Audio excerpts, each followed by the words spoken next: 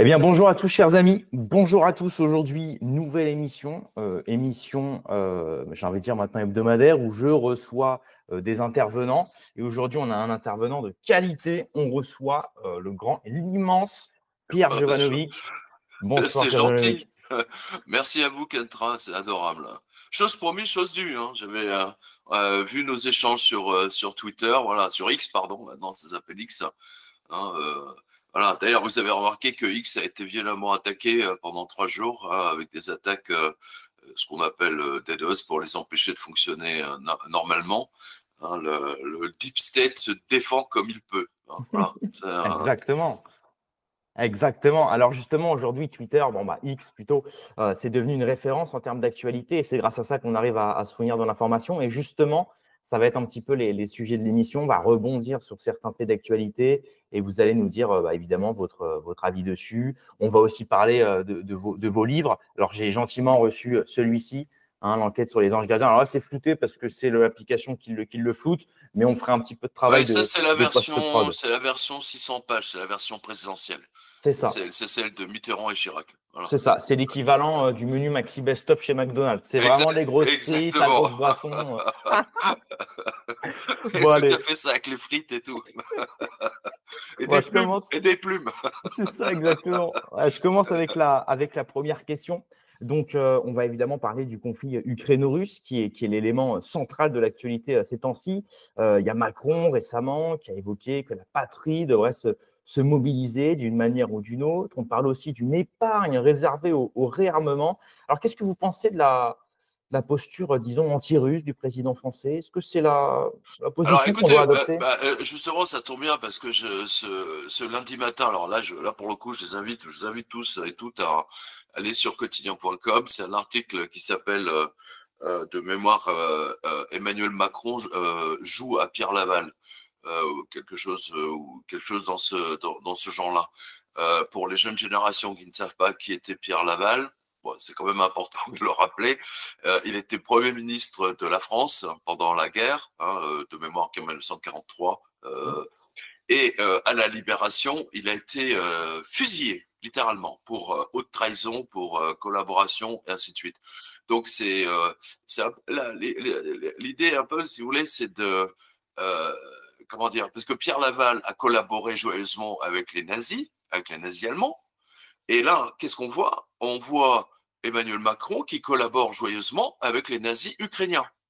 Ouais, je vous rappelle cette célèbre phrase d'Idriss Aberkan, hein, pour le coup, que je salue au passage. Il a dit, imaginez qu'on est à Paris, que les Champs-Élysées ne s'appellent pas avenue des Champs-Élysées, mais avenue Pierre Laval. Vous voyez, le nom d'un collabo qui a été fusillé à la Libération. Eh bien, à Kiev, vous avez l'avenue Bandera, hein, joyeux génocidaire, assassin, enfin bon, bref, et nazi surtout, hein, certifié, tant et si bien que ça, même aujourd'hui, vous avez à peu près 40 ou 50% de la population ukrainienne qui a des sympathies nazies. Donc, je reviens à Macron, il joue à Pierre Laval.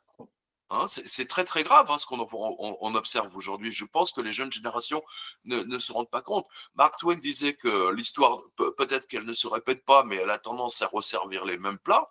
Mais là, tout à l'heure, vous parliez de McDo, mais là, c'est un plat sérieusement qui a sérieusement dégénéré. Hein, il y a du mucus, ça a pourri, et c'est du nazi 100%.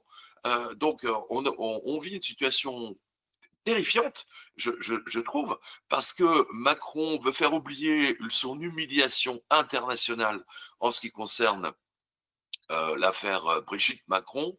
Bon, peu importe.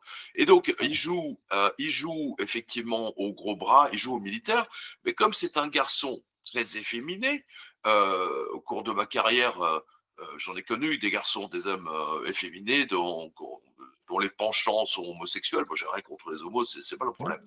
Mais on voit que Macron veut jouer au chef de guerre. Voilà, il veut jouer, il veut se la faire bourrue. Rappelez-vous quand il avait dit, je vais envoyer mes mecs là-bas, mes mecs, ça va. Il veut jouer, si vous voulez, à, à Massu, hein, au général Massu. Vous savez, ces généraux, ces officiers supérieurs qui ont fait toute leur vie à ramper dans la boue, à faire des exercices, à faire la guerre. qui sont ravagés par justement toutes leurs interventions et comment dire et tous les entraînements et je pense c'est justement je sais pas si vous pouvez aller sur quotidien.com, j'ai publié l'image du général anglais Sir Michael Jackson, hein, ne pas confondre avec le chanteur, hein, qui lui-même d'ailleurs Michael Jackson était un admirateur des nazis et de Hitler, hein, Ah je vous d'accord. rappelle. Ah oui, oui, oui. Ah C'est pour ouais. ça que, mais bien sûr, je ne sais pas si vous pouvez aller sur récupérer l'image du général Michael Jackson, parce que Michael Jackson, c'est pour ça alors je sais plus, je crois que c'est un album Bad, et il avait donc sur son avant-bras, il avait mis un bandeau à la Hitler, à la nazie. Alors, bon, il Ah n'avait pas mis le oui, oui, oui, signe, oui. mais bien sûr, mais c'était ça. Je rappelle. Et donc, tous les gens très efféminés, vous savez, à qui il manque un peu de testostérone, même beaucoup, hein, Ouais. en fait, ils sont attirés, ce qui est logique, c'est une forme de compensation, par les militaires bourrus, musclés, Ah, les musclores, etc. Voilà, c'est aussi simple que ça. Voilà. ouais. Voilà. Euh, vous avez, vous savez, moi j'ai écrit un livre qui s'appelle Adolf Hitler ou la vengeance de la planche à billets, et on voit à quel point, si vous voulez, ce genre de choses a joué un rôle. Enfin, pour revenir à Macron, il est en train de nous emmener dans une situation extrêmement grave qui peut très mal se terminer si Ouais. Poutine effectivement s'énerve. Voilà, c'est ça que je voulais vous dire. Et je vais faire une parenthèse. Ouais. Pour tous ceux qui ont suivi une revue de presse sur la radio ici maintenant avec Laurent Fent, vous vous souvenez que des accords ont été passés avec Poutine en 2014, des accords que Angela Merkel et François Hollande et les Américains ont trahis. C'est Je ça. vous rappelle. Ouais. Ils l'ont reconnu, hein, ils l'ont reconnu il y a quoi, 6 mois, un an. Angela Merkel l'a reconnu. En fait, c'était pour que l'Ukraine puisse s'armer.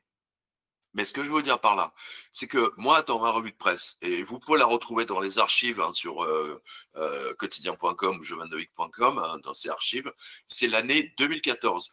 Et en 2014, avec Laurent, on avait chroniqué tous les achats d'armes massives qu'on avait vu passer tout au long de l'année. Et on appelait ça même, moi j'avais appelé ça, ils achètent la vaisselle pour la casser. Vous savez, un peu comme dans les restaurants grecs. Vous savez, dans les restaurants grecs, à la fin, ils dansent tous et puis ils s'énervent et puis ils bazardent toutes les assiettes les assiettes et les verres. Enfin, en gros, tout y passe, quoi. Ils cassent tout. Voilà. Non, c'est assez Voilà, marrant c'est parce ça que je veux que dire. Et c'était ouais, en 2014, ils étaient persuadés que Poutine allait attaquer. Et c'est pour ça, je termine là-dessus, ouais, c'est pour ça que l'usine Renault, attention, ouais. l'usine Renault qui était près de Moscou, de mémoire, avec 4000 ou 5000 ouvriers, Hmm. a fermé du jour au lendemain. Parce qu'ils étaient persuadés, ils ont rapatrié, donc tous nos ingénieurs, ils les ont rapatriés en France. Voilà. Et ils ont fermé l'usine parce qu'ils étaient persuadés que Poutine ne tomberait pas dans le piège qui lui a été tendu par les Occidentaux, par l'OTAN. Voilà. Je D'accord. ferme la parenthèse. Alors, c'est assez marrant parce que je remarque que vous êtes assez critique des élites financières. Là, vous parlez justement des lobbies d'armement et c'est vrai que on le voit avec les contrats d'armement qui s'envolent, on voit avec les sanctions même qui semblent profiter à certains lobbies. Est-ce que vous voyez dans ce conflit une sorte de nouvelle étape vers ce qu'on peut appeler le grand reset, le grand ménage économique?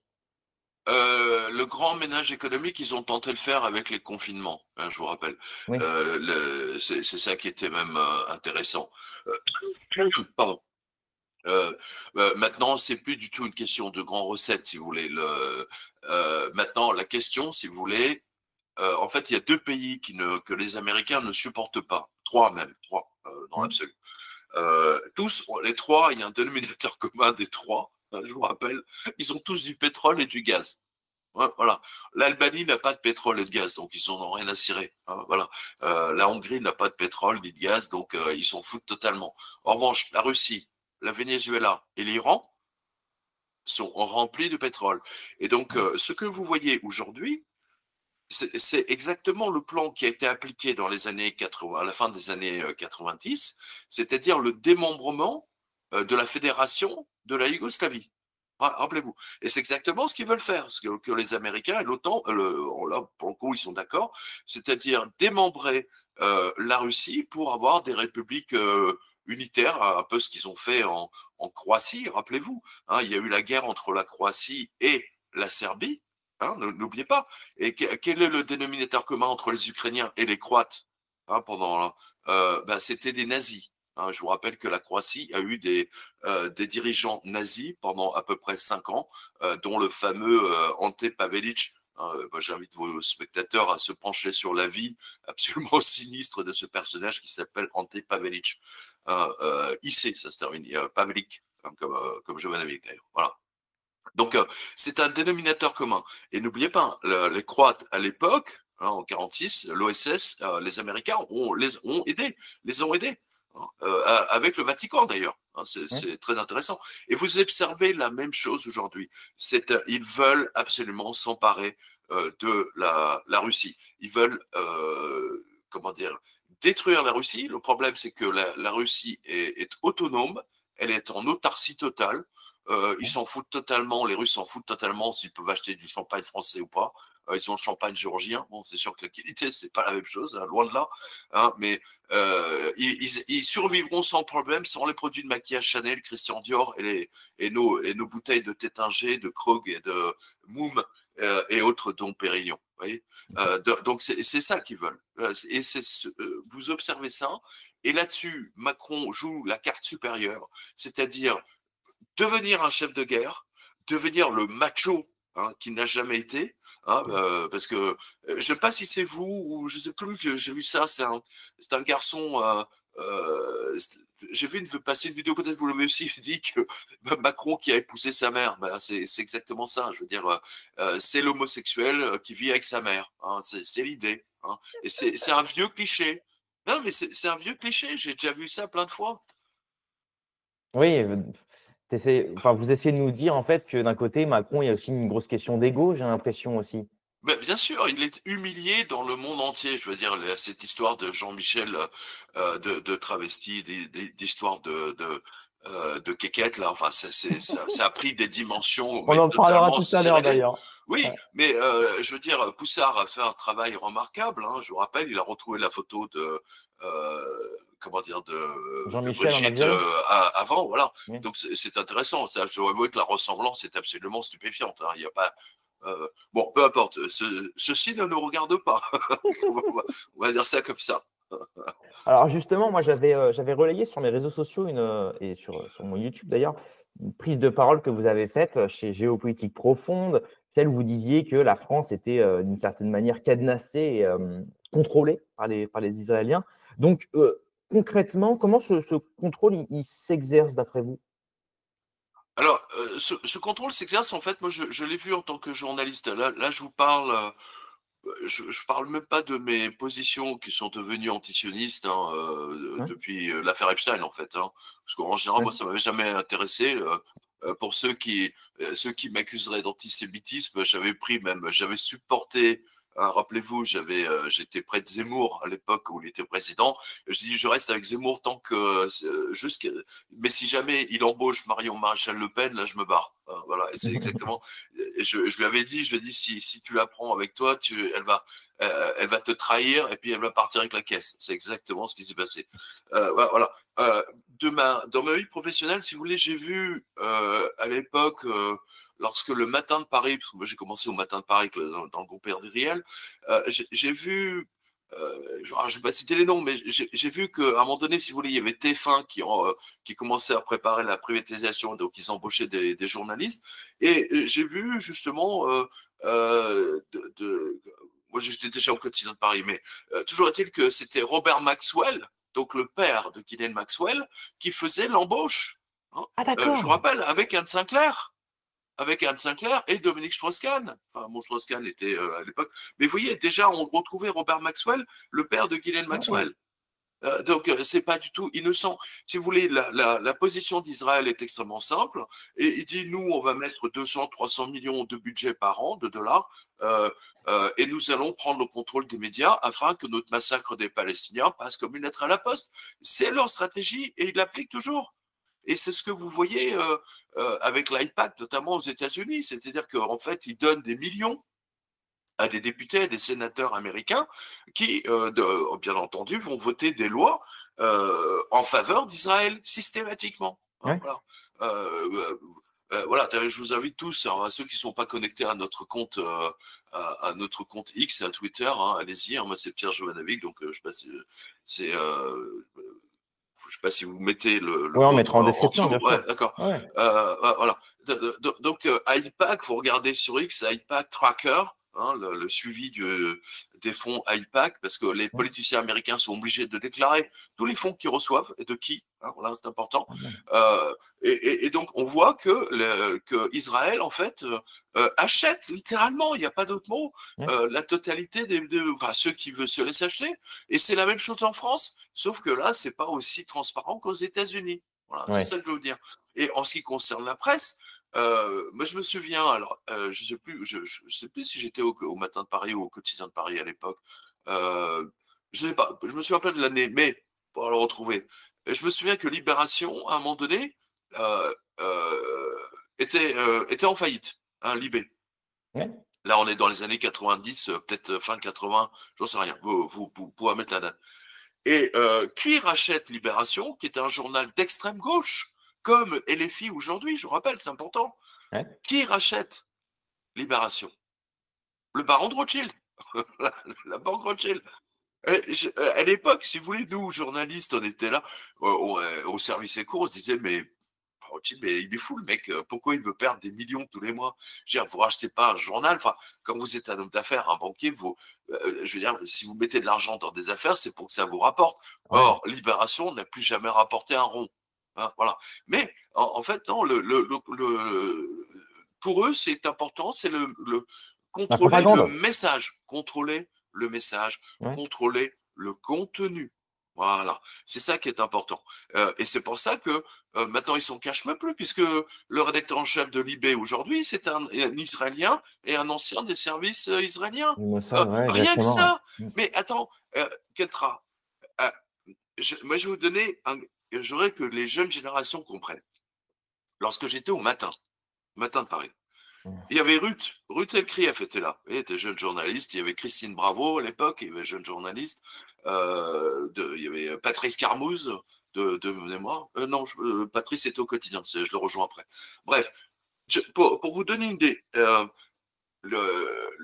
y avait un écrivain qui était secrétaire général de l'Élysée, un socialiste pur jus, et qui est donc il était secrétaire général de l'Élysée de Mitterrand, hein, de François Mitterrand. Voilà. Et donc il y a eu des guerres internes. Attali a fini par avoir sa peau et Mitterrand a demandé à Perdriel de recaser Max Gallo. Hein, Max Gallo, historien, écrivain de romans, un espèce de géant. Voilà. Et que fait Perdriel? Il commet une erreur magistrale. Il nomme Max Gallo, donc le mec sort de l'Élysée, hein, il sort de son poste, il le nomme rédacteur en chef absolu, global, du Matin de Paris. À l'époque, je veux dire, les journalistes avaient une autre façon de se tenir. Ils ont démissionné. La moitié de la rédaction a démissionné, dont moi, puisque je me suis retrouvé 3 jours après au quotidien de Paris, chez Tesson. Ah, voilà. Ouais. Donc, vous voyez, alors qu'aujourd'hui, vous avez la Société des rédacteurs de Libération qui accepte qu'un j'en ai déjà parlé plein de fois. Est-ce que vous accepteriez que, je sais pas moi, un ancien des services iraniens ou des services turcs prenne la direction de Libération ou du Figaro? Non, je crois pas. Il y aurait des grèves, etc. Ah Là, ouais. rien. C'est passé comme une lettre à la poste, sans problème. Ben, voilà. Ouais, puis Donc même on voit. ça Ouais. vous Ouais. montre que la politique d'Israël a toujours été la même. Hein, voilà. C'est-à-dire dépenser des centaines de millions chaque année pour acheter les médias. Et qu'est-ce que vous avez vu au cours des 3 dernières semaines? Le scandale USAID. Et c'est quoi le Ouais. scandale USAID? Ils ont copié la politique d'Israël que Israël mène depuis les années 80. Alors, c'est aussi simple que ça. Ouais. Est-ce que d'une certaine manière, on peut c'est un peu violent ce que je vais dire, mais j'ai l'impression qu'avec ce que vous nous racontez, Israël essaye de coloniser la France médiatiquement parlant? C'est pas essaye, c'est ils ont colonisé. Vous êtes drôle. Vous êtes Je drôle. voulais pas le dire! Non, mais vous êtes drôle. Mais vous savez, moi, quand j'étais au quotidien, je suis resté 15 ans au quotidien. J'avais comme collègue Éric Zemmour et Judith Weintraub. Et un jour, je me souviens, j'étais au Meurice avec Judith. C'est quoi? C'était il y a 10 ans de ça, peut-être 8 ans, je sais pas. Et j'ai dit à Judith, mais tu sais, Judith, là, ça commence à se voir, hein, à l'époque, c'était iTélé, je crois, ou CNews, je sais plus. Je dis, ça commence à se voir. Je veux dire, vous êtes là, vous êtes 4 feuges en train de discuter de l'avenir des Palestiniens à la télé. Vous avez pas l'impression que... Et là, au lieu de prendre ça à la rigolade, elle dit, bah oui, pourquoi pas. Je veux dire, d'un seul coup, elle a changé qu'elle est partie et elle s'est désabonnée de mon Félix, machin, etc. Vous voyez, donc on voit, si vous voulez, que comment dire,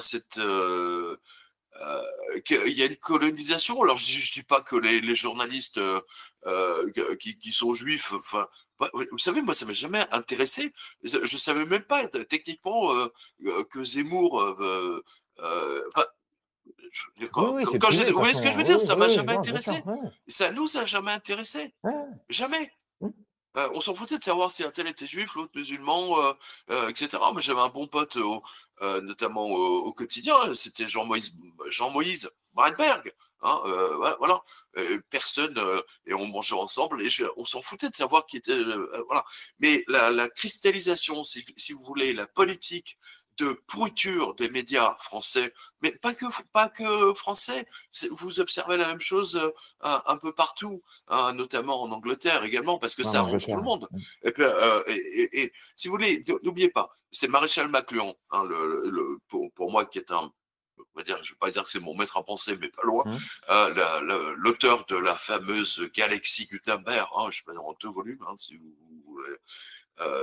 Et c'est le seul d'ailleurs qui a prévu Internet. Vous voyez, aucun écrivain de science-fiction n'avait prévu Internet. C'est pas la peine qu'on mette des messages. Ah oui, mais il y a un tel écrivain russe. Non, j'ai vérifié. Ne vous inquiétez pas, depuis longtemps. J'ai lu les bouquins en question. Personne. Il n'y a que Maréchal McLuhan. Il a dit, ça va devenir un village global. On y est. Voilà. Et il est question, si vous voulez, dans un village, il est question, si vous voulez, de contrôler l'information, de contrôler les panneaux administratifs, de contrôler comment dire, le message qui circule. C'est valable au niveau d'une municipalité, c'est valable au niveau d'un État. Hein, voilà. Que font les Africains quand vous avez un coup d'État en Centrafrique? Je me souviens des trucs, c'était folklorique d'ailleurs, dans les années 90, en Centrafrique. Ouais. Les mecs, il y a un coup d'État. Alors, les mecs, vous avez les généraux, les paras qui arrivent avec leur balai rouge. Et qu'est-ce qu'ils font? La première chose qu'ils font, ils prennent le contrôle de la radio et de la télévision. Voilà, oui, tout est dit. Hein, c'est le contrôle des médias, c'est la chose la plus importante. Parce que quand Ah vous ouais, contrôlez ouais, les ouais. médias, vous contrôlez le peuple. Voilà. Et c'est quoi la finalité? C'est ils veulent faire de l'Europe, je sais pas, peut-être. Qu'est-ce qu'ils veulent faire? Je ne comprends pas votre question. Qu'est-ce qu'ils veulent faire à travers le contrôle des médias? La finalité, c'est-à-dire après les médias, c'est nous coloniser physiquement parlant, comme ils l'ont fait Non, avec les non, Palestiniens? non, non, non. Ils vont pas. Je veux dire, pour Israël, si vous voulez, pour les sionistes, la chose la plus importante, si vous voulez, c'est qu'ils puissent continuer à massacrer les Palestiniens joyeusement et sans qu'on les fâche. Voilà, je vous résume ça. Et sans que le Figaro fasse sa une Israël criminel, sans que Libération fasse sa une Netanyahou ordure, Ouais. comme le faisait la presse américaine lorsque Wall Street a explosé en 2008, je vous rappelle. Hein, il y avait des titres, même en Angleterre, aux États-Unis, vous aviez banquier, salopard, porc. Hein, banquier, vous êtes des porcs, rendez l'argent. Hein, hein, voilà, on pourrait faire la même une pour Netanyahou et ses criminels, ses complices criminels. Voilà. Ouais. Mais personne n'ose. Voilà. Moi, si j'étais rédacteur en chef d'un quotidien, je peux dire que je l'aurais fait sans problème. D'ailleurs, je le faisais sur ma revue de presse. Alors, qu'est-ce que vous pensez du soutien de Trump à l'État sioniste et à Netanyahou? Alors, Comment c'est vous très l'expliquez? bizarre, c'est vraiment étrange. Il y a un très bon analyste là-dessus, c'est Gerald Celente, que j'avais interviewé à l'époque, et dont je suis les travaux. Et Hmm. il dit c'est Janus, hein, c'est vous savez ce dieu romain à deux têtes, hein, à deux faces.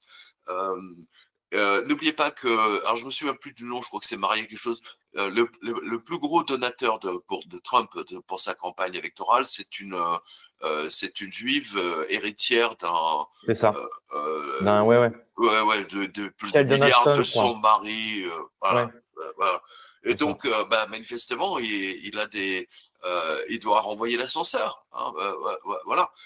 Mais n'oubliez pas également autre chose, et c'est pour ça que mon livre, celui que vous avez montré tout à l'heure, Les Anges Gardiens en catholique, est très important parce que ça vous met le pied dans un domaine que beaucoup de gens en France veulent ignorer ou ignorent totalement, c'est-à-dire le domaine de la spiritualité. Vous ne pouvez pas comprendre ce qui se passe aux États-Unis, ni la position de Trump, si vous ne comprenez pas que comment dire, vous avez une majorité d'Américains qui pensent que le Christ va revenir, hein, ce qu'on appelle le Bible Belt, hein, les régions, la ceinture biblique, hein, Mmh. l'Oklahoma, etc., l'Arkansas, Texas, et ainsi de suite. Ouais. Le, et pour que le Christ puisse revenir, c'est-à-dire que manifestement il n'a pas de GPS, le Christ, hein, il est obligé comment dire, d'atterrir avec sa soucoupe volante, il est obligé d'atterrir à Jérusalem. Hein, parce que ça ne lui viendrait pas l'idée d'atterrir à Moscou ou à Paris. Euh, vous voyez ce que je veux dire? Et donc pour ça, il faut garder Israël intact. Et donc il faut empêcher les Palestiniens, si vous voulez, de grandir. Donc il faut les massacrer. Ah oui. Mais si vous n'avez pas Mmh, ces mmh, mmh. éléments-là, spirituels, bibliques en tête, cette culture spirituelle, hein, vous ne pouvez pas comprendre ce qui se passe réellement. Donc en fait, il y a une dimension prophétique, qui voudrait en fait, préparer la Mais venue du total, Messie, c'est mon quoi. livre 777, hein. Ouais, ouais. C'est le livre 777. Si et en fait, c'est non seulement prophétique, mais les Américains, si vous voulez, sont apocalyptiques. C'est-à-dire que leur pensée, et c'est tout le sujet du livre 777 que j'ai publié il y a 15 ans, je vous rappelle, hein, et dans lequel j'ai annoncé que si mon analyse est juste, hein, Ouais. le pape sera viré du Vatican. Hein, et c'est exactement ce qui s'est passé. Je l'avais annoncé à la radio un an jour pour jour. Je le répéterai jamais assez. Voilà. Et donc, ils sont apocalyptiques. Voilà. C'est-à-dire ils se reposent uniquement sur un seul texte. C'est l'Apocalypse de Jean, hein, qui est le dernier texte qui clôt la Bible globale et ce qu'on appelle le Nouveau Testament. Hein, parce que vous avez l'Ancien Testament, c'est tous les textes fudge, et vous Ouais. avez le Nouveau Testament, c'est les textes qui touchent au Christ, qui touchent le Christ et les actes du Christ et la vie du Christ. Voilà. Donc, vous ne pouvez pas comprendre ce conflit si vous n'avez pas lu le Nouveau Testament. Hein, voilà, c'est tout. C'est pas compliqué. Alors, je vous épargne le truc, lisez 777. Voilà, déjà, vous Mais alors c'est épargnez le marrant truc. parce que, en fait, d'un côté, on a par exemple les gens de droite type, RN et compagnie qui sont très critiques de l'islam, par exemple, du Coran, de tout ça. Mais par contre, donc qui critiquent justement cette, politique très, en fait, axée sur la religion, sur les textes, coraniques. Et de l'autre côté, par contre, ça ne les dérange pas quand c'est Netanyahou qui justement réalise des prophéties, comme vous le dites, limite, bibliques, Ah, mais prophétiques, attends, c'est ça qui est étrange. non, mais attendez, alors ça, c'est justement. Alors, vous faites bien d'en parler, parce que vous voyez, Mmh. ça m'a un peu échappé. C'est dans mon dernier livre, en l'occurrence, c'est le 888. Donc, c'est la suite. Dans la description. C'est pas une suite, hein, ça se lit OK. indépendamment. Mais dans le livre 888, j'aborde le cas du rabbin Schneerson. Et le rabbin Schneerson, si vous voulez, c'était un peu un mystique, c'est un mystique juif, hein, un vrai. Vous savez, chaque religion a ses mystiques, hein. Dans chaque religion, vous avez des hommes qui sont justes, hein, voilà, qui font des bonnes choses. Hein. C'est pas réservé uniquement aux cathos. Hein. Vous avez ça chez les hindous, vous avez ça chez les, comment dire, les Bouddhiste. orthodoxes, les bouddhistes. Voilà, vous avez ça chez les musulmans, vous avez ça partout. Hein, voilà. Donc, et Schneerson, si vous voulez, il a fait des choses tout à fait extraordinaires au cours de sa vie.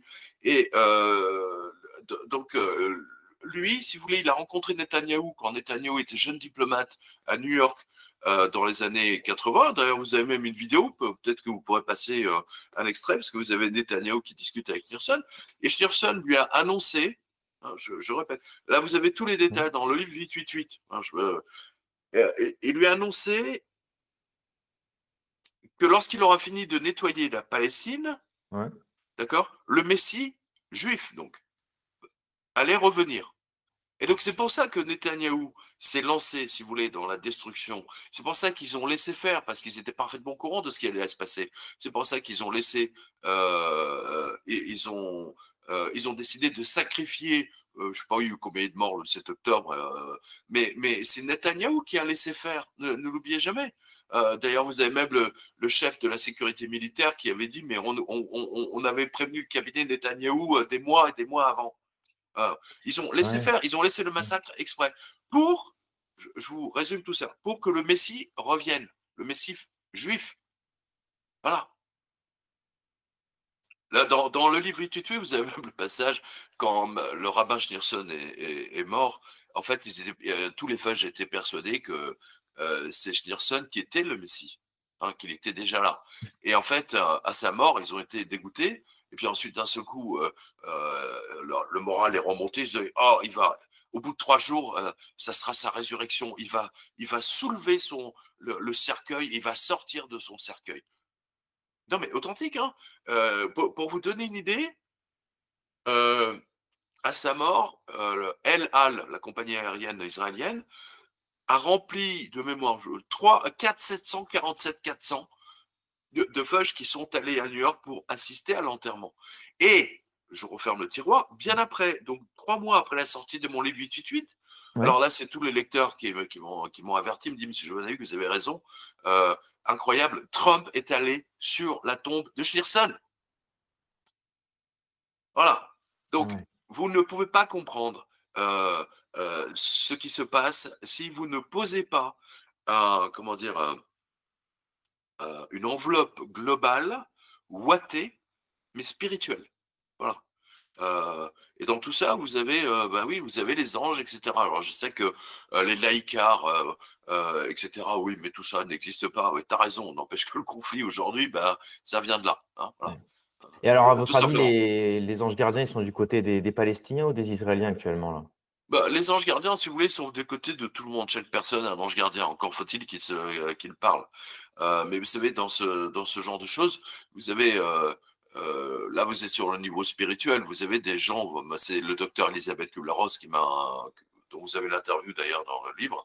Elle dit, vous savez, parce comment dire, elle a traité des milliers de parents qui ont perdu un enfant en bas âge, voire des bébés, hein, voilà. Et en fait, je vous fais simple, c'est dans le livre, mais ce sont des âmes qui descendent pour vivre très peu de temps. Voilà. Et donc, en ce moment, clairement, manifestement, il y a beaucoup qui ont choisi la Palestine, hein, ou certains pays africains, etc. Voilà. Et là, je referme le sujet parce que on est sur un autre plan. Mais alors, si le Messie, il arrive véritablement, imaginons, Oui, dans tous les cas, il est destiné au peuple élu, c'est comme ça qu'il se désigne. Donc finalement, pourquoi mais des arrêtez, il n'est non-juifs? pas plus élu que les autres, c'est des conneries. Ah bah bien Je veux dire, sûr, oui, oui, non mais oui, vous oui. savez, contrairement à beaucoup de gens, j'ai lu avec attention l'Ancien Testament. Moi, je peux vous dire que le Dieu juif, c'est un Dieu fou. Hein. C'est un schizophrène. C'est un Je me schizophrène désolidarise. qui dit massacrez-les tous. Je pense notamment à l'Olive 777, ne l'oubliez pas, 777, c'est très important. Hein. C'est Wall Street quand il y a eu le moins 777, Oui, d'accord, hein. Mais Wall Street, ça veut dire quoi? C'est la rue du mur, d'accord. Et qu'ont fait le rabbin pour que les murs de Jéricho tombent? Ils ont fait 7 fois le tour avec 7 rabbins, ah hein, avec ouais. voilà. Ah là, Je c'est vous dis, flippant. oui, non, mais je vous dis, c'est avec, hein, avec moi, vous avez d'autres dimensions. Ah ouais, j'aime Je bien. Ah, j'aime euh, beaucoup. ah ben J'aime voilà. beaucoup, hein. Voilà, je dis, le 777, c'est Mais la alors, clé. Je le dis ouais, à mais tous, vous emmerdez pas à lire l'Ancien Testament. En revanche, le livre 777 va vous donner l'envie de lire le Nouveau Testament. Voilà. Et surtout 888 derrière. mais alors finalement, donc comme je disais, si le Messie, il arrive, pourquoi les non-juifs aident autant les sionistes et donc le peuple juif à faire venir le Messie, si eux ne vont pas en profiter? Bah attendez, les non-juifs, c'est majoritairement que les Fudge, hein, parce que les autres, ils s'en foutent de savoir si un Messie va arriver ou pas. Ouais, mais on voit par Euh, exemple le RN qui est ultra-sioniste, mais ils savent non, très bien attendez, que attendez, le RN n'est pas ouais. ultra-sioniste. Je le connais, hein, Marine Le Pen. Marine, par exemple, a dit que Enquête, c'était son livre de chevet pendant très très longtemps, hein, parce qu'elle-même a eu Ouais, comment dire, quand la bombe a explosé euh, euh, pour tuer son père, hein, oui. Donc, ce jour-là, L'attentat, ouais. elle a compris qu'il y avait quelque chose, il y avait une autre logique qui était Oui, mais là, superposée. récemment, par Non, exemple, attendez, on voit. je finis Oui, oui, là-dessus. allez-y, allez-y. Marine n'a pas d'autre choix que de se blanchir de toutes les déclarations de son père. Quoi qu'elle fasse, le nom de Le Pen est maudit. Voilà, c'est tout, c'est aussi simple que ça. C'est pour ça que Bardella, en ce moment, il est en train de Il est en prendre, Israël et il va en Israël. avec Marion C'est pour Maréchal, être ouais. adoubé. Et il va avec la traîtresse, je l'appelle Jézabel, moi, Marielle Maréchal Le Pen. Elle a volé la caisse de Zemmour, elle part en Israël, c'est drôle. Ah ouais, donc pour vous, le RN, c'est quand même le parti peut-être d'avenir. Vous y croyez quand même, le RN? Non, là, franchement, leur position m'indispose. Ah oui, quand même. Leur position m'indispose, c'est de ne pas dénoncer le massacre des Palestiniens sous prétexte que parce que Jean-Marie Le Pen a fait des déclarations absolument incroyables et fondamentalement stupides. Hein. Je pense notamment à Durafour, c'est grotesque. Hein. C'était grotesque comme réflexion. Je veux dire, c'est Ouais, c'était pas. voilà. Donc, et le RN, si vous voulez, aura toujours cette tâche. C'est comme le sparadrap du capitaine Haddock, sauf que c'est plus un sparadrap, là. Là, c'est carrément une grande serpillière, quoi, qui se trimballe sur le dos. Et donc, pour se dédouaner, ils en font plus. C'est comme les Allemands. Remarquez que fait le gouvernement allemand. Il fait la même chose. Il supporte à fond le massacre des Palestiniens. Il supporte Israël à fond. Il leur donne des armes. Il leur donne de l'argent. Ouais. Il faut bien il y a bien, c'est ce que je vous disais, la compensation. En début de cette interview à propos de Macron, hein, en compensation du fait qu'il soit efféminé, hein, qu'il manque de testostérone, qu'il soit pas un militaire bourru comme Michael Jackson, Sir Michael Jackson, excusez du peu. Euh, eh bien, il compense. Hein, voilà. Il joue au chef de guerre. Bah, Marine Le Pen, Marine, c'est ça. Israël, Netanyahou, on soutient Israël, machin, etc. C'est une compensation, c'est tout. Cherchez pas. Et Et en les qui, Allemands, c'est ouais. pareil. Et en qui vous avez confiance pour 2027? Personne. Peut-être Villepin, j'en sais rien. Ouais. Villepin, c'est peut-être le moindre mal. J'en sais rien. Et vous? C'est vrai que moi aussi, je suis quand même drôlement perdu, hein. Bah J'avoue oui, que. on est tous perdus, on est tous perdus. Donc s'il y a une élection présidentielle demain, je vote Villepin, hein, mais je voterai pas Le Pen, ça c'est sûr. Ouais. Est-ce que vous pensez que d'ici 2027, il y aura peut-être un sursaut patriotique ou est-ce qu'on est définitivement soumis à Washington et à Bruxelles? On est totalement soumis à Washington, d'autant on est piloté par des traîtres, je vous rappelle. Ouais. Je veux dire, Macron, si vous regardez tout ce qu'a fait Macron, de toute façon, depuis Sarkozy, la CIA a pris le contrôle en France. Voilà.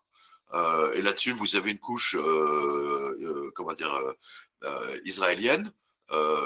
N'oubliez pas, hein, l'affaire Epstein, c'est une opération commune, CIA, Mossad.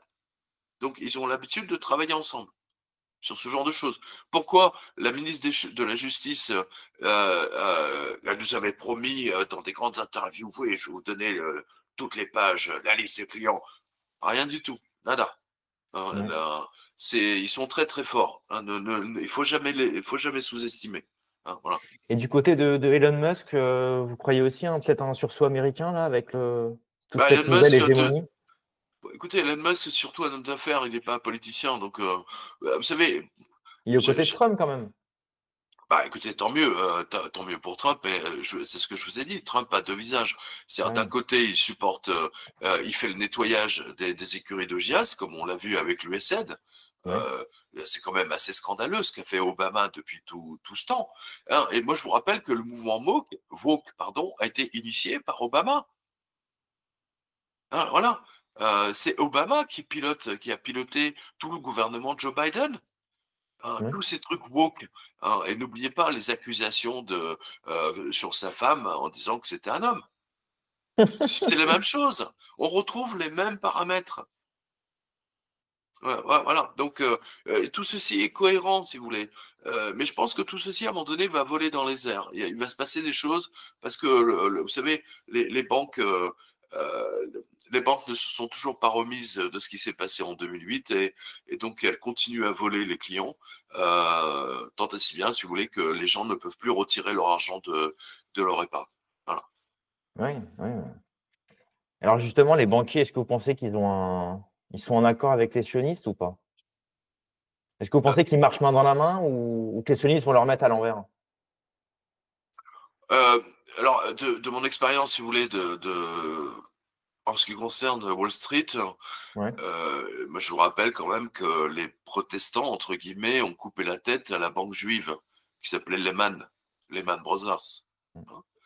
Et je vous rappelle aussi que de mémoire, c'était Greenspan, je sais plus si c'était Alan Greenspan, il avait coupé la tête d'une autre banque de voleurs qui s'appelait la Salomon Brothers Bank. Hein. Ah oui, Salomon Brothers Banks. Bien sûr, vous Ouais, avez sur jevenovic.com ou quotidien.com, vous avez reportage, un onglet qui s'appelle reportage, et vous allez retrouver les images d'un reportage à New York sur justement la Salomon Brothers et la faillite de la Salomon Brothers Bank. C'est-à-dire qu'en fait, c'est la Fed, c'est la Banque centrale américaine, le ah, on y gouverneur, vient. qui a coupé la tête de la Salomon Brothers Bank parce que c'était devenu une bande d'escrocs. Voilà. Ouais. Au point qu'ils se sont tellement enhardis qu'ils ont même volé la Federal Reserve. J'ai trouvé ça quand même. Faut oser. C'est vrai que même on voit des gens qui se sont rebellés face à la Fed, type JFK par exemple. Il y a eu de gros soucis, quoi. Oui, bah, ouais, il y avait plein de choses, mais bon, notamment, si vous voulez, Kennedy, si vous voulez, il voulait réintroduire, comment dire, il voulait réintroduire, parce que il faut que vous compreniez que dans la Constitution américaine, il est toujours marqué noir sur blanc que les deux seules monnaies légales, Ouais, acceptables par la population sont l'or et l'argent. Voilà. Et JFK donc avait mis en route une loi, je crois qu'elle a été même votée, euh, pour la remise en circulation des pièces en argent, hein, des ouais, quarters, des dollars, etc. Et la première chose que Lyndon Johnson avait faite une fois qu'il a pris la reine, même avant même qu'il prenne les rênes officiellement, hein, c'est-à-dire qu'en fait la première chose qu'il a faite, c'est supprimer cette loi, voilà, qui permettait un retour aux pièces en argent, entre autres. ouais. Il y avait plein d'autres choses, hein. Il y a beaucoup de gens qui ont voulu à JFK. Vous le savez bien, c'est pour ça d'ailleurs que les dossiers JFK, on l'attend toujours, hein. Mais pour les mêmes raisons, dès que Israël est mêlé à quelque chose, si vous voulez, ça sort pas. Voilà. Ouais, c'est intéressant tout ça. J'aime beaucoup. J'aime bien, vous avez une façon de voir les choses assez différente, disons, de ce qu'on peut voir dans ce que j'appelle la dissidence. Non, mais En moi, fait, attendez, moi, je me sens pas dissident. Je veux dire, j'étais journaliste toute ma vie. ouais, Je veux dire, je veux dire, Solzhenitsyn était un dissident. Je veux dire, il risquait sa vie. J'ai pas le sentiment que ni vous, ni moi, on risque notre vie. Soral, lui, là, pour le coup, ils allaient le jeter en prison ouais, euh, c'est pas parce qu'il était allé trop loin, c'est parce qu'il l'a dit de manière différente. Nuance. Hein, voilà. ouais, C'est très important. Euh, donc, mon sentiment, si vous voulez, c'est 40 ans de journalisme et d'observation, 40 ans de dépêche AFP, de Reuters, d'associations de presse et que sais-je encore dans la tête. Donc, c'est ce qui fait l'expérience d'un vieux con comme moi, hein, d'un vieux journaliste. Moi, je fais partie de la génération qui descend. Hein, j'ai ouais. 65 ans, donc je fais profiter, entre guillemets, de les jeunes générations comme les vôtres de mon expérience, de ce que je sais, mais tout ça disparaît petit à petit. Hein, voilà. Ouais, c'est bien vrai. Et est-ce que vous avez déjà été approché, directement ou indirectement par des forces qui auraient voulu peut-être vous retourner ou vous faire taire? Euh, euh, non. Non? Non, Même sincèrement, quand vous non. étiez un petit peu dans le cercle, disons mainstream, j'aime pas trop ce mot-là, mais Euh, qu'est-ce qui fait qu'aujourd'hui vous êtes par exemple, plus sur une ligne antisioniste, critique des banques, tout ça? Alors que vous avez été plus ou moins dans le système même, on peut le dire. non, mais attendez, les journalistes de mon époque, Mmh. on était dans une presse libre. Euh, quand je dis libre, c'est vraiment libre. C'est-à-dire, au quotidien de Paris, on avait un patron qui s'appelait Philippe Tesson. Mmh. Au matin, il y avait Perdriel, Claude Perdriel. Je veux dire, c'était quand même on était des journalistes. On pouvait publier ce qu'on voulait. J'ai jamais été, j'ai pas le souvenir d'avoir été censuré sur l'un de mes articles. En revanche, au moment de la crise, au moment où comment dire, en février 2008, puisque j'ai commencé quotidien.com en février 2008, rappelez-vous, j'ai dit, attendez, il y a quelque chose qui ne va pas. La presse économique française est en train de mentir aux gens, alors que moi, en tant que journaliste économique, je vois les 10 plus grandes banques mondiales qui cherchent à se recapitaliser. Donc, il y a un mensonge. Et c'est à partir de ce moment-là, si vous voulez, que je suis rentré sans même me rendre compte de ce qu'on appelle aujourd'hui la dissidence. Mais je n'avais pas l'impression de faire de la dissidence, j'avais l'impression de faire mon boulot de journaliste avec mon expérience. Ouais, vous me Alors, suivez? ouais, ouais. Et je suis devenu fondamentalement, mais alors viscéralement antisioniste depuis l'affaire Epstein. Parce que Ouais. Epstein était banquier, je vous rappelle, il était à la Bear Stearns, et de temps en temps, j'en ai parlé dans une autre interview, il apparaissait sur mon radar, mais je comprenais pas que faisait ce mec, d'où il sort, qu'est-ce qu'il fait, j'arrivais pas à le voir. Et quand j'ai compris, si vous voulez, quand on a tous compris qu'en fait, c'était un putain de proxénète et qu'il prostituait des gamines de 12 ans, 13 ans, cet enfoiré, cette ordure, et que cette opération était pilotée par le Mossad, par les Israéliens, par Ehud Barak, qui est son agent traitant, qui était son agent traitant, et par la CIA, puisque c'est William Burns qui était son agent traitant, là, je suis monté au créneau. Ouais, effectivement, là, je suis monté au créneau. Et l'affaire palestinienne, alors là, ça a été Ouais. le summum. Je veux dire, cette espèce d'hypocrisie, le mec, oui, on pleure le 7 octobre. Putain, ça fait 80 ans qu'ils les massacrent. Ça fait 80 ans qu'ils ont acheté la presse pour qu'ils n'en parlent pas. Voilà. Vous savez, moi, euh, j'ai connu Jean-Claude Bourret à l'époque où il présentait le journal de TF1. À l'époque, ça s'appelait pas TF1, ça s'appelait Première Chaîne. C'était à Cognac-G, c'était rue Cognac-G. Et on y rentrait comme dans un moulin. Vous voyez ce que je veux dire? Aujourd'hui, le TF1, mais les mecs, c'est Fort Knox, quoi. Donc, il n'y avait pas. Et je me souviens du journal de Jean-Claude Bourret, parce que j'y avais assisté. J'étais sur le plateau, pas devant la caméra, mais parce qu'il y avait une interview où il y avait le PDG d'une boîte qui s'appelait Compaq, des ordinateurs du Texas. Bref. Et déjà à l'époque, il balançait des images, si vous voulez, de l'intifada. On dirait, je voyais des gamins de 8 ans, 10 ans, qui balançaient des pierres sur les soldats israéliens, qui eux leur tiraient dessus directement, qui les tuaient. Boum. Je dis, mais attends, mais c'est quoi ces criminels? Je veux dire, quelle empathie? Mais ce sont des malades mentaux. Ce sont des malades mentaux. Voilà. Et pour vous, Euh, c'est comment s'est passé mais le point de bascule? vous savez, cette maladie mentale, elle était à l'image du Dieu israélien que vous avez dans l'Ancien Testament. Ouais. Voilà, c'est aussi simple que ça, c'est tout à fait normal. Mmh. Tuez-les tous. Hein, prenez la ville et tuez enfants, femmes, et tuez même leurs animaux. Waouh, ouais, quand même. Vous avez Et c'est parlé ce de qu'ils li ont vous fait. avez ouais, ouais. Vous avez parlé de liberté d'expression. À un moment, pour vous, c'est quand le point de bascule? Quand tout a changé? 2008. 2008. Et c'est là où les banques, ou les États d'ailleurs, pour cacher la faillite des banques, par exemple, c'est ce qu'a fait Sarkozy, hein. Pour cacher la faillite des banques, ils ont pris le contrôle des médias. Mmh. Crédit Mutuel, par exemple. Aujourd'hui, Crédit Mutuel possède la moitié de la presse régionale française. Ça choque personne. Hein. Ils se cachent pas. C'est pas marqué Crédit Mutuel. C'est marqué leur compagnie s'appelle Zebra, je crois, ou Ebra, un nom zarbi, c'est ce que je veux le dire. Euh, voilà. Et c'est le Crédit Mutuel qui décide qui va être élu en région, hein, du moins dans les régions où ils ont leur quotidien. Hein, voilà. C'est là où ça a été pris. J'ai vu la prise de contrôle en 2009 de la presse américaine, à New York notamment, à Los Angeles aussi, euh, en Angleterre, bien entendu. Pas plus tard qu'il y a quoi, il y a 4-5 mois, le Télégraphe de Londres racheté par des milliardaires. Voilà. Donc il n'y a plus vraiment la liberté de presse telle que je l'ai connue moi.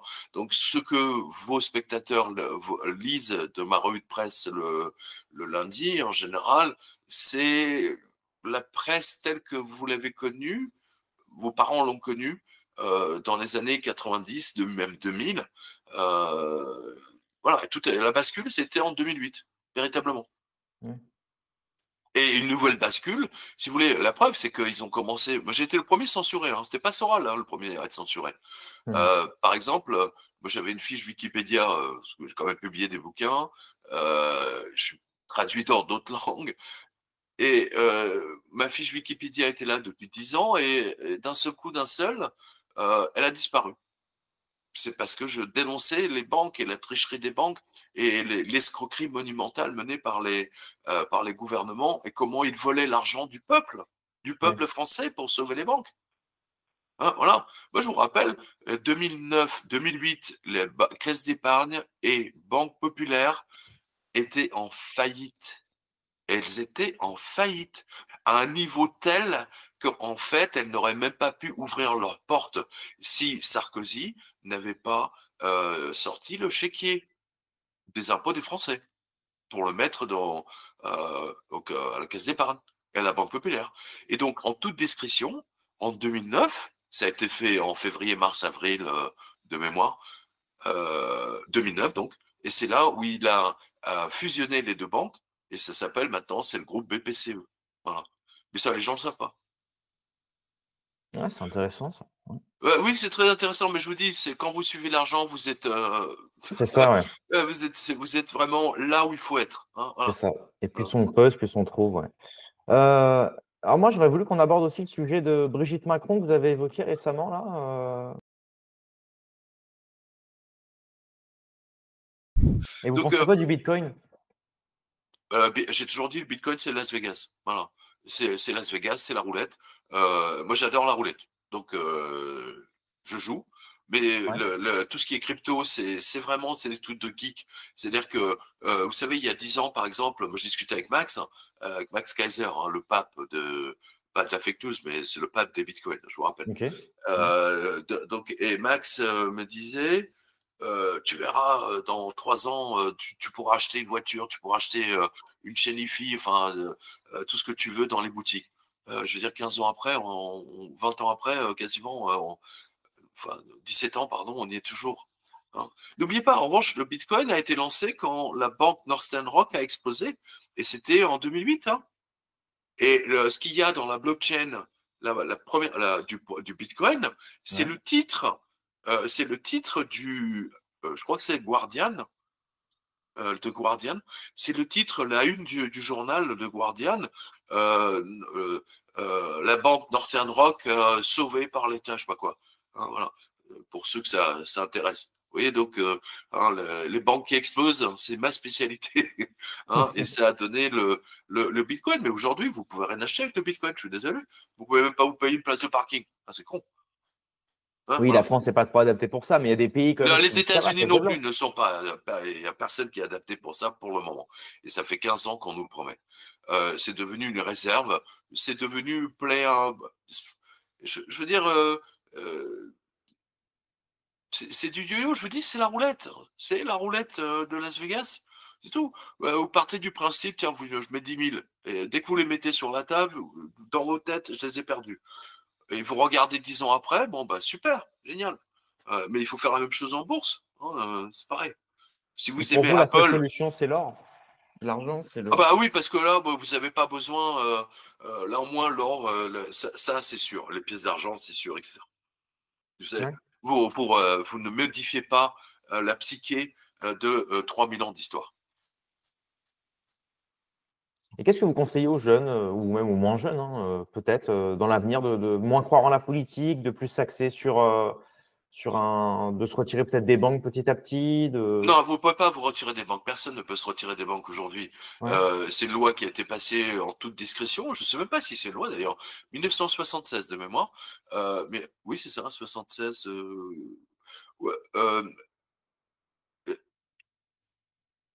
1980, par exemple, lorsque j'étais à l'état-major, euh, on était payé en liquide tous les mois. Ouais. Et dans les usines, c'était pareil. Les gens étaient payés tous les mois en liquide. Vous allez chez le comptable et vous signez votre part, on vous donnait l'enveloppe remplie de billets. Voilà, c'était ça. Et puis petit à petit, c'était des chèques. Alors, c'était des chèques non barrés. D'accord? Ouais. C'est-à-dire qu'un chèque non barré, vous pouviez aller dans n'importe quelle banque dites, tiens, enfin, dans votre banque en l'occurrence, ou dans la banque de l'émetteur, dites, voilà, par exemple, on vous a fait un chèque sur le Crédit Lyonnais, vous allez au Crédit Lyonnais, que vous soyez à Paris ou Bordeaux, on s'en fout, un chèque de 5 000 francs, bah, le guichetier prenait le chèque et puis vous donnait 5 000 francs en billets. Ensuite, pour soi-disant empêcher les trafiquants, toujours la même histoire. Ensuite, il y a eu les chèques barrés, c'est-à-dire que c'était uniquement de compensation de banque à banque. Et puis aujourd'hui, vous pouvez même plus retirer votre argent de la banque. Je vous fais simple.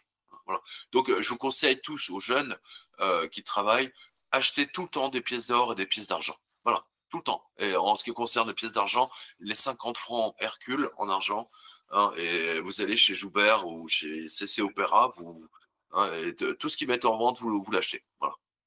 Parce qu'il y a des gens qui disent ouais, je suis pauvre, machin. Non, les pièces d'argent, ça doit coûter, je sais pas, 35 ou voilà, les pièces d'argent, vous pouvez en acheter. Vous pouvez thésauriser avec ça. Je le redirai jamais assez. En 2008, quand j'ai commencé la revue de presse, la pièce de 50 francs Hercule, elle était à 7 euros. Ouais. Aujourd'hui, elle est à 35 ou 38. Regardez le cours là sur quotidien.com en haut à gauche. Voilà.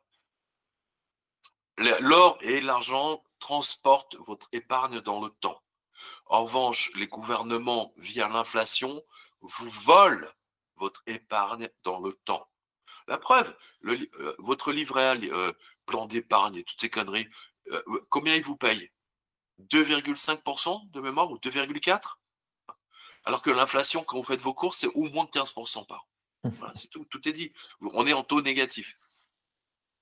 Donc là, à tous les jeunes et à vous-même, d'ailleurs, à Kentra, voilà, c'est la meilleure solution.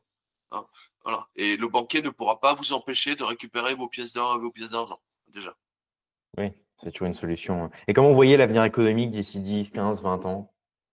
Écoutez, je ne suis pas non plus Madame Irma. Hein, je pense que comment dire, mes années sont comptées, hein, étant donné que j'ai 65 ans. Donc, j'espère ne pas pourrir dans un EHPAD, comme beaucoup de gens qui regardent BFM toute la journée, toute la vie. Hein. Mon sentiment, si vous voulez, juste pour les prochaines années, c'est que ils vont vous empêcher de retirer même 500 euros.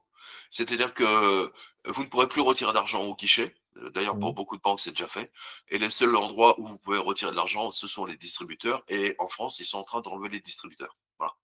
Voilà, donc tout est dit. Alors qu'en Turquie, ils sont en train de rajouter des distributeurs. Vous avez 25 distributeurs à tous les coins de rue. Et c'est la différence, si vous voulez, entre la vitesse de propagation de la monnaie. En Turquie, par exemple, l'argent circule très vite. Ça va très très vite. Les gens bossent, ils achètent, ils échangent, etc. Alors qu'en France, à cause de la crise économique phénoménale qui est là depuis 2008, hein, qui n'a jamais été effacée, eh bien les gens ne gardent l'argent par devers eux, et c'est pour ça qu'ils sont en train d'enlever tous les distributeurs. Voilà. Et ils vous disent oui, mais machin, non. Euh, je veux dire, le système bancaire turc est aussi puissant maintenant que le système français. Et ce que vous devez voir, si vous voulez, c'est que justement, les banques turques, elles installent des distributeurs tout le temps, partout. Et en France, ils sont en train d'enlever tout le temps, partout. Donc vous voyez que la France est en train de couler, tout simplement, et que la Turquie est en train de monter, tout simplement. Eh bien, écoutez, je crois que c'est sur ça qu'on va clore l'émission. Ce fut une excellente interview avec des sujets un petit peu variés. J'ai essayé de varier. Je vous remercie, Monsieur Jovanovic. Vos Bah, réseaux merci à vous, sociaux sont Kentra. Bah, en... c'était une interview originale. Vous savez, moi, je suis extrêmement clair sur mes positions. Euh, j'avais dit à Zemmour, je dis, si tu prends l'autre dinde avec toi, elle va te planter un couteau dans le dos. Et non seulement elle lui a planté un couteau dans le dos, mais en plus, elle est partie avec la caisse. C'est ça, exactement. Alors évidemment, je ne peux que parler. Alors, j'ai reçu que celui-là, mais comme je vous l'ai dit, vous avez écrit une tonne de bouquins, vous avez aussi un site internet, Bah, j'ai vous pas avez écrit une des tonne, réseaux sociaux. j'ai écrit 14 livres, mais ceux Quand même, qui c'est pas veulent mal. rester, voilà, ceux qui veulent rester, si vous voulez, bah, ça c'est le best-seller, c'est le navire amiral, mais pour ceux qui veulent comprendre ce qui se passe en ce moment avec Israël, Palestine, etc., les médias, parce que c'est tout l'interview qu'on a faite aujourd'hui. C'est ça. Vous devez lire 777. Voilà, c'est vraiment le livre à lire. Et à partir de là, vous comprendrez le reste. Vous comprendrez pourquoi les Américains patriotes sont à fond pour Israël.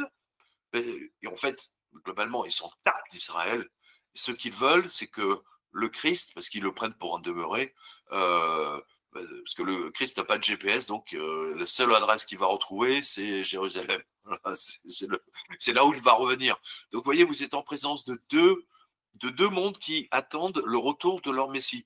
Vous avez les Feuges qui attendent le retour de leur Messie, donc Netanyahou, il est persuadé qu'il va arriver. Et puis vous avez les catholiques, vous avez les chrétiens, pardon, les protestants américains qui, eux, attendent le retour du Christ, mais à Jérusalem. Moi, franchement, si j'étais. Moi, j'attends le retour du Christ, mais à Paris, ce serait quand même bien, tant qu'à faire. Paris sera pas en Israël, passer chez criminel. Voilà. Exactement. Merci beaucoup pour cet entretien. Voilà, rendez-vous aux C'est- dédicaces à tous vos spectateurs que j'aurai plaisir de Exactement. rencontrer. Et si vous voulez suivre l'actualité de Pierre Jovanovic, c'est sur ses réseaux sociaux, bien évidemment. Merci à tous et à bientôt. Merci à vous, Kentra. À bientôt. Ciao.